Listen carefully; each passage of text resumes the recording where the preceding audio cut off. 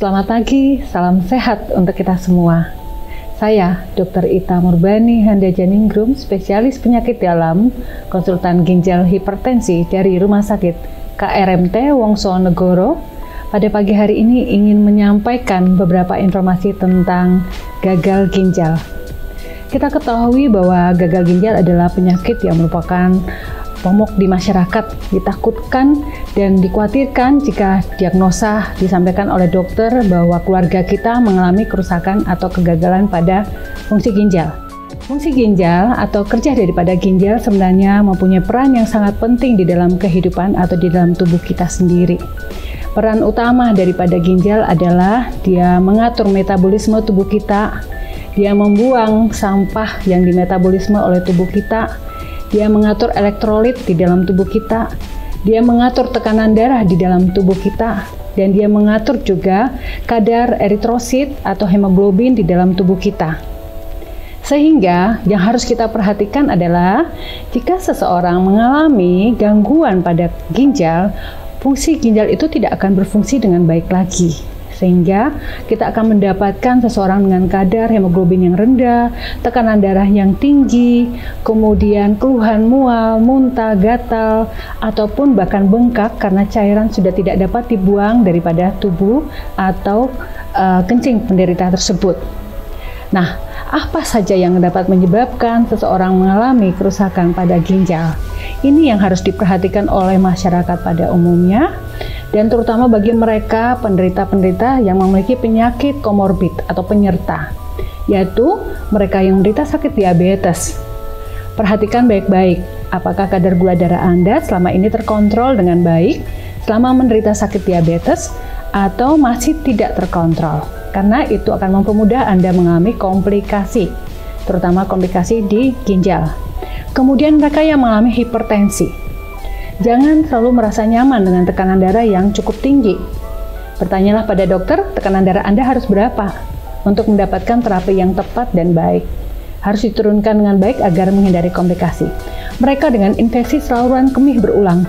Hal ini sering terjadi pada wanita karena kita sering sekali mengalami keluhan infeksi dan mudah mengalami keluhan infeksi atau peradangan infeksi tersebut. Kemudian mereka mengalami peradangan ginjal. Peradangan ginjal yang kita sebut dengan glomerulonefritis, ya. Kemudian mereka yang suka mengkonsumsi obat-obatan atau suplemen-suplemen tertentu dalam jangka waktu yang panjang.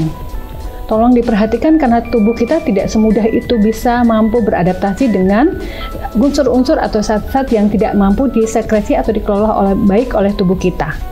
Kemudian mereka yang mengalami kista, ya, kista ini merupakan suatu faktor genetik yang diturunkan dari keluarga. Jika suatu saat dalam seseorang penderita melakukan USG kemudian mendapatkan kista, bertanyalah pada dokter, saya sebagai penderita kista, apa yang harus saya lakukan hingga dapat melindungi ginjal saya tetap dalam kondisi sehat. Mereka dengan batu ginjal, ya. Mereka dengan batu ginjal, jangan cukup merasa nyaman bahwa oh batu saya bisa keluar begitu saja. Bertanyalah pada dokter, apakah batu tersebut harus dikelola lebih baik atau lebih lanjut. Jangan khawatir, karena dengan menghilangkan penyebab daripada batu pada ginjal kita atau saluran kemih kita tentu akan terselamatkan daripada kerusakan ginjal. Mereka dengan hiperplasia prostat atau pembesaran prostat itu harus diperhatikan juga. Bertanyalah kepada dokter urologi, dokter yang bisa mengelola persoalan daripada prostat, ya. Kemudian hal yang terutama juga adalah mereka dengan penderita autoimun, yaitu lupus, ya. Tetap harus menjalankan terapi dengan baik, pengobatan dengan baik agar kelak tidak terjadi komplikasi kepada ginjal Anda. Nah, jika seseorang mengalami komplikasi pada ginjal, ada beberapa hal yang harus kita perhatikan, yaitu penata laksanaan. Kenapa kita harus melakukan penata laksanaan selain pada stadium awal dia mendapatkan terapi medikamentosa, yaitu obat-obatan untuk menekan agar progresivitas daripada kerusakan ginjal tidak berjalan lebih lanjut. Tetapi jika dokter mengatakan bahwa kerusakan ginjal sudah berada pada stadium yang lanjut, yaitu stadium 4 atau stadium 5, di mana si penderita datang kepada kami dengan komplikasi mual, muntah, bengkak, sesak nafas, ya, harus kita bantu pasien tersebut agar tidak mengancam jiwanya. Tata laksana yang dilakukan di rumah sakit adalah yang paling cepat adalah kita melakukan tata laksana dengan hemodialisis, yaitu cuci darah. Nah, cuci darah ini merupakan hal yang momok dan ditakutkan oleh masyarakat. Tetapi di sini saya akan menyampaikan bahwa cuci darah itu adalah suatu tindakan penyelamat yang paling cepat kita lakukan sebelum kita melakukan tata laksana yang lainnya, yaitu kita bisa membuang racunnya. Nah, ini bukan operasi, ini adalah terapi. Metodenya seperti kita memasang infus, tetapi kita menarik beberapa cc darah dan kita bersihkan dengan obat, kita kembalikan pasien dalam keadaan dapat bed rest, dapat beristirahat. Kemudian ada tata laksana berikutnya, yaitu kita sebut dengan CAPD. Ini jika terjadi pada mereka dengan kronis hemodialisis atau gagal ginjal dengan menjalankan hemodialisis atau cuci darah yang berlanjut.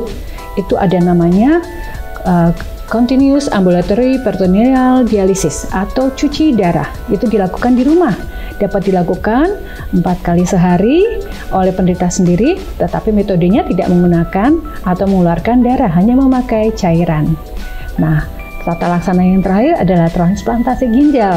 Nah, jika kita mempunyai hikmat rezeki dan ada keluarga yang bersedia memberikan organ, dapat diberikan berbagai organ pengganti pada penderita gagal ginjal yang telah menjalani kerusakan kronis dan harus menjalani cuci darah secara rutin.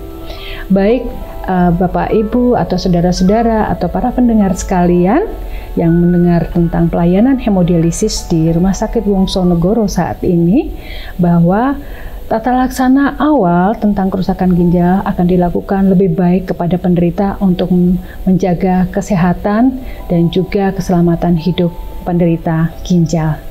Itu yang bisa kita sampaikan. Jangan lupa tetap mendapatkan pelayanan dan pengobatan yang terbaik dengan cara berkonsultasilah kepada dokter Anda. Terima kasih, selamat pagi, tetap sehat.